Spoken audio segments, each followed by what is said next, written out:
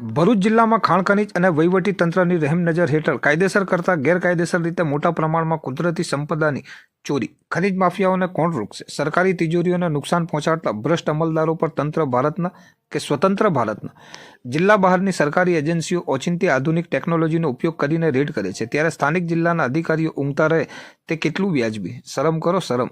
દુશાસનો અને દુર્યોધનનો નર્મદામાંનું ચીરહરણ કરી રહ્યા છે અને સ્થાનિક કક્ષાએ કહેવાતા ધર્મભીરુઓ કે જેમને જનતાના સાર્વજનિક હિતની જવાબદારી છે, તેઓ પણ ખનીજ માફિયાઓ સાથે સાંઠગાંઠ કરે, ત્યારે પારદર્શિતાની પોલ ખોલતા જાગૃત નાગરિકો સારા કે સરકારી બાબુઓ કે જનતાને ચૂંટેલા જનપ્રતિનિધિઓ સારા?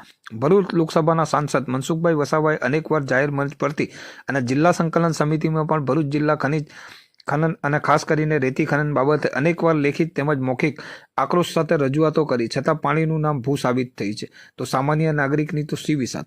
ભરૂચ જિલ્લાના ખાણ ખનીજ કચેરી ભ્રષ્ટાચારનો અડ્ડો બની ગઈ છે, તો તેના ઉપર મોનિટરિંગ કરનારી સરકારી એજન્સીઓના અમલદારો પૈકી સ્થાનિક ગ્રામ પંચાયત સ્તરે ગ્રામ સચિવનું બિરુદ પામેલા તલાટી, તાલુકા જિલ્લા સ્તરે મહેસૂલી સર્કલ, મહેસૂલી મામલતદાર, મહેસૂલી પ્રાંત નાયબ કલેક્ટર, નિવાસી કલેક્ટર તેમજ જિલ્લા કલેક્ટર, સરકારની તિજોરીઓને નુકસાન પહોંચાડનાર સરકારી બાબુઓનું ખનીજ સંપાદનનું ગેરકાયદેસર ખનન બાબતે પણ ભેદી મૌન.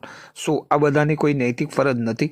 સરકારી બાબુઓ ઉપરથી જાગૃત નાગરિકોનો ઉઠતો વિશ્વાસ માત્ર ને માત્ર રાજકીય પ્યાદાઓ બનીને ચાલતા જવાબદાર સરકારી અધિકારીઓ કુદરતી સંપદાની થતી ચોરી પાછળ નકરી હપ્તાખોરી નાગરિકોમાં ઉઠતી આશંકા શું પુરવાર કરે છે?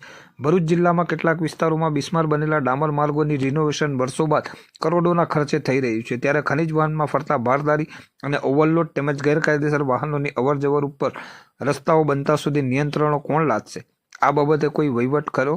ખનીજ માફિયાઓ સામે નાગરિકો મજબૂર બનીને વાહનો રોકવા કાયદો હાથમાં લે, ત્યારે ખનીજ તંત્ર, આરટીઓ કચેરી, મહેસૂલી કચેરીઓની સાથે સાથે જનતાના ચૂંટાયેલા પ્રતિનિધિઓ લોકોના પ્રશ્નોને વાચા આપવામાં નપાણિયા પુરવાર થતા જાય છે.